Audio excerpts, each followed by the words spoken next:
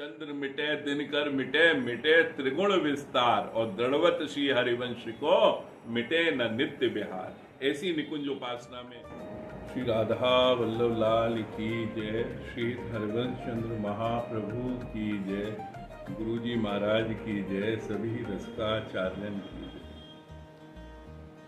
शरद उत्सव को जो आनंद है वाको कोई बखान शब्दन में नहीं किया जा सकता, क्योंकि ये ऐसो अद्भुत आनंद है जहाँ में ब्रज गोपियाँ अपनी सुध बुध बिसराते हुए, भूलते हुए और सब कार्य को छोड़ के दौड़ ली।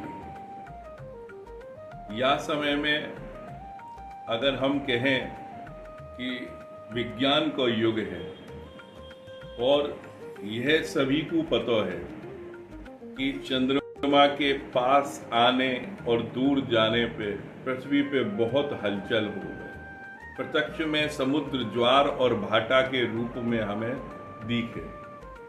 तो जैसे समुद्र को जल ऊपर और नीचे हो गए, ऐसे ही विज्ञान कहवे कि हर जीव के अंदर जल की मात्रा अत्यधिक है।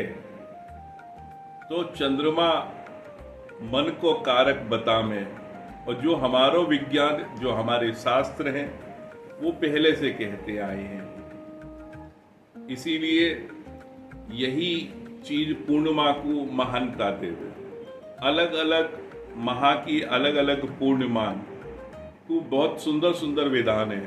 कहीं गर्मी पड़ती होवे और वहां बुद्ध पूर्णिमा होवे, कहीं बारिश वर्षा ऋतु चल रही है, काली घटाएं, उस काले अंधकार में से चंद्रमा को प्रकट होके आनो, वह गुरु पूर्णिमा के रूप में कहा जाए कि अंधकार को मिटाने वाला वो चंद्रमा गुरु रूप में पूजो जाए। रक्षाबंधन बारिश में जो आप देखो पूर्णिमा, रक्षाबंधन माँ भी पूर्णता को स्वरूप है।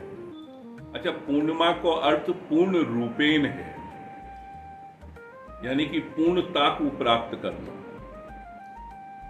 और जो शरद ऋतु की पूर्णिमा है, यह जो आ रही है हमारे पास, वह कार्तिक में है, शुरुआत करेगी और कार्तिक मास होगा, बाकी बाद में कार्तिक पूर्णिमा होगी।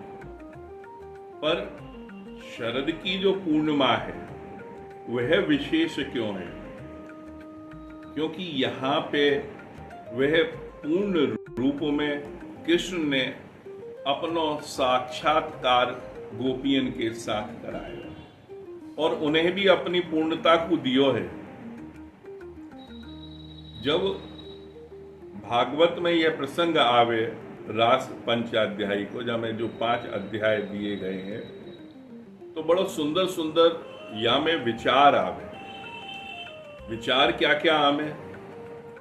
विचार ये आमे कि बहुत सूक्ष्म में हम आप बहुत जल्दी में बताते जाएंगे कि भगवान जो वेणु वादन करें, तो वह वादन को सुन के गोपी जा स्थिति में हो में वैसे ही दौड़ ले में, ऐसी मोहिनी शक्ति चला में भगवान, वह वेणु ध्वनि के रूप में। और जब वो जंगल में वहां पहुंचे बंसीवट पे, यमुना किनारे जहां पे ये रास रचो है बंसीवट पे, वहां क्या होवे कि भगवान उनसे कहमे, अरे ऐसी कौन सी विपदा आ गई कि तुम सब स्त्री और ऐसे जंगल में ऐसे समय में। और भगवान को यह टेस्ट हो गए। भगवान नटवर भी हैं, नटखट भी हैं। वो भक्त से पूरी तरह जांच पड़ताल कर ले में। गोपियां बासमय उनकी बातन को सुन के बड़ी शर्म से जब पैर के नाखून से जमीन खोदने लगे, उन्हें लगे कि जमीन में ही गड़ी जा रही है।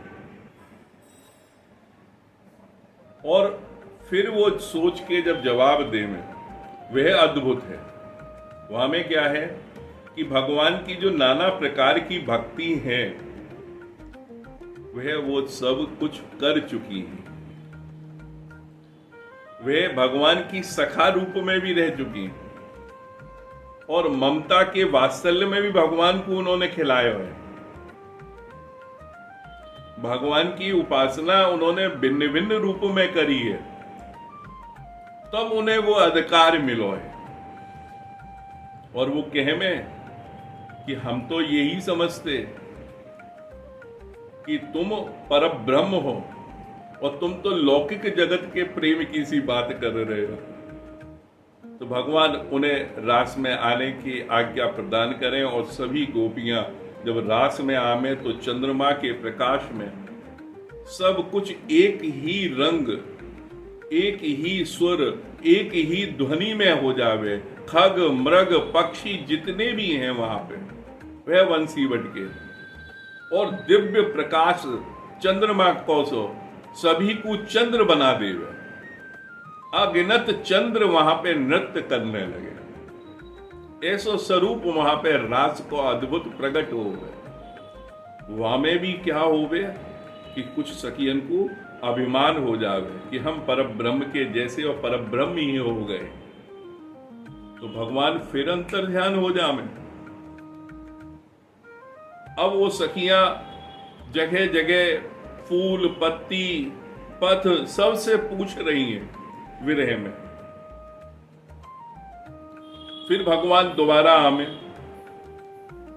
तो या प्रकार से वहां प्रश्नोत्तरी भी चले, क्योंकि ये कथा संवाद जो श्रीमद् भागवत में है, बहुत से लोग गोपी और भगवान को लेके बड़े बड़े वैसे प्रश्न कर दे हमें, पर उन्हें ये ज्ञान ही ना है कि सुनाने वालों कौन है।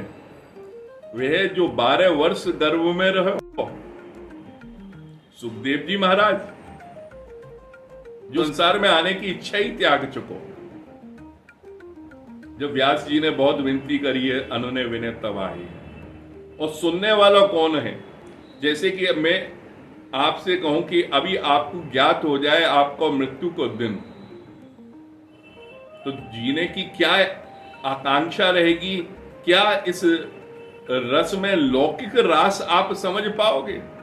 ये अलौकिक भगवान से मिलने को जो प्रेम को आत्मा को स्वरूप है वो है।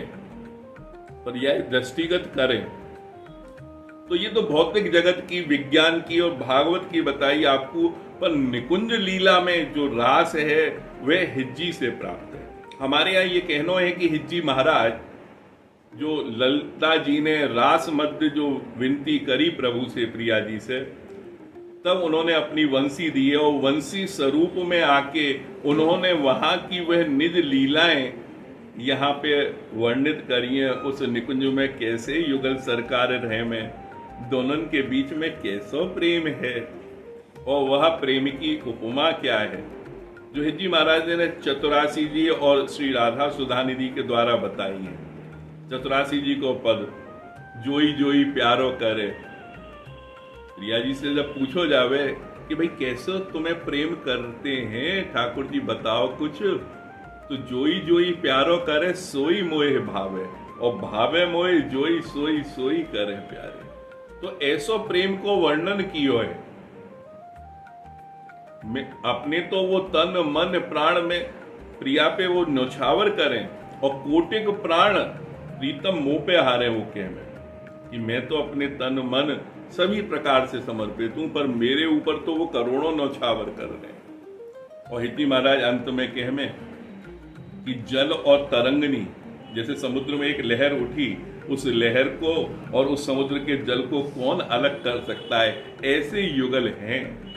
तो वो अद्भुत लीला निकुंज की हिज्जी महाराज से प्राप्त हुई और पूर्णिमा के दिन ही रास में प्रिया जी ने हित सजनी को बुला लियो कि तुम्हारे बिना अब हमारो भी मन नहीं लग रहा है, अब तुम वापस आओ। तो निकुंज गमन की जो तिथि है वह भी पूर्णिमा की है। तो राधा वल्लभी संप्रदाय में दूज के दिन दूसरी शरद हो गए, जो सखी अपने स्वरूप में परकर में जो निकुंज में मना में जहाँ पे बंसी जी वापस पहुंच गई हैं, तो वह दिन ठाकुर जी लाल पाग पगड़ी धारण करें और ये जो शरद हो गए पूर्णिमा की या में श्वेत धारण करें।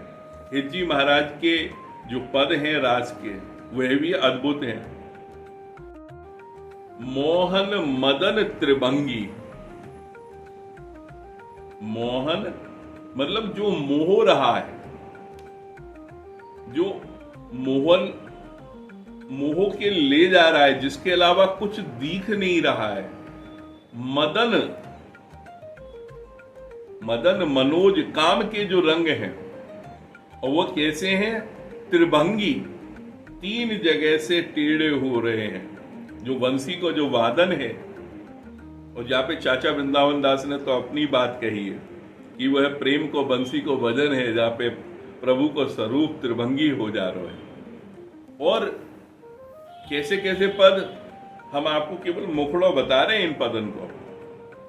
तो वह चलिए राधिके सुजान, चलिए राधिके सुजान, तेरे हित सुख निधान, रास रचो श्याम, रास रचो श्याम, तट कलिंद नंदनी। कि यमुना किनारे प्रभु ने ये रास रचो है, वहां में चलो। और नाना मतलब इतने पद हैं हिज्जी महाराज की, इतनी घटनाएं निकुंज की बताई हैं।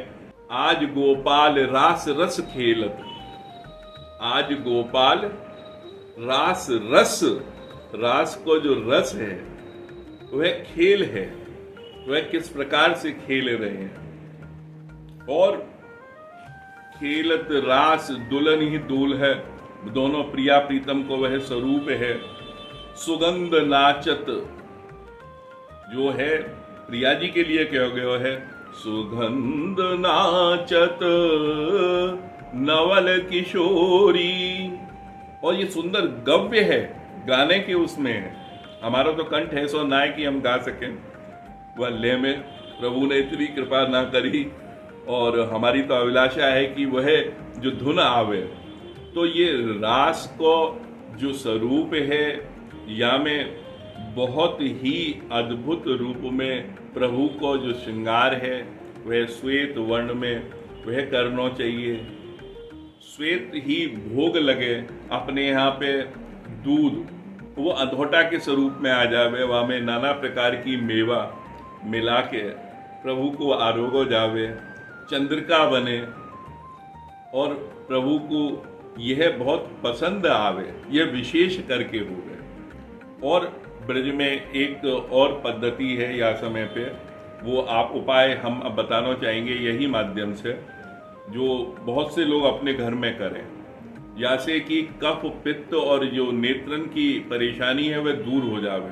जैसे पूजा की थाली चांदी वगैरह की जो घर में रखें, वहाँ में शुद्ध गाय को घी, जैसे कि आपने 200 ग्राम घी लियो है, तो 200 ग्राम को आधो क्या हो गयो, 100 ग्राम, 100 ग्राम बा में बूरा मिलाया जाएगा। और बूरा के बाद में बाकी चौथाई भाग यानी 25 ग्राम पीसी हुई काली मिर्च, यह मिला के तीनों चीजों को और रात्रि में पूर्णिमा के दिन पूर्ण रात्रि छत पे रखी जावे।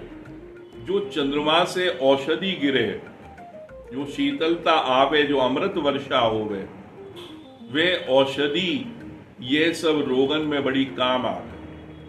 और बाकी बाद आप घर में जो बुजुर्ग हैं, बच्चे हैं, उनको थोड़ो थोड़ो सो सेवन कराओ और कहो कि जाए माखन की तरह रख के तलुआ पे लगाएं, तो जैसे कि काया भी निरोगी बने।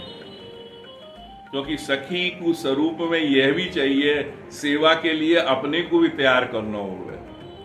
हमारे यहाँ घर की स्त्री सबकी सेवा करते करते ये भूल जाए कि हमें भी खुद अपने को भी मजबूत रखना है। और पीड़ा भी होवे तो नाए नाए हम तो ठीक है, ब्रजभाषा में यही सब जगह बोले, पर अपनों भी ध्यान रखना है। और प्रभु की सेवा तभी कर पाओगे जब आपको स्वस्थ शरीर होगा, स्वस्थ मन होगा, और वहां में से हृदय में से ठाकुर जी के लिए भाव प्रकट होंगे। ठाकुर जी भाव तभी देख पाएंगे जब आप पीड़ा में करा रहे होगे और प्रभु से कुछ अपनी पीड़ा दूर करने को ही मांग लियो तो सब हो गयो बेकार। क्योंकि ये पीड़ा ईड़ा तो अपने आप दूर होने लगे, वो अपने आप वो दृष्टि पड़े, जैसे चंद्रमा की रोशनी जहां जहां पे पड़ेगी तो वह अमृत ही गिराएगी। तो ये है महाराज को ये रस जो है निकुंज को, क्योंकि हम समय कम है, वीडियो में बात बहुत है कहने के लिए इस पूर्णिमा पे, पर इतना ही कहेंगे, प्रभु को ध्यान रखते हुए लीलन को चिंतन हृदय से करो और वह रस के भागी बनो जो हिज्जी महाराज ने हमें लौटायो है, जो केवल द्वापर में गोपियन के भाग्य में हो, वे हमारे भाग्य में प्रकट कियो है।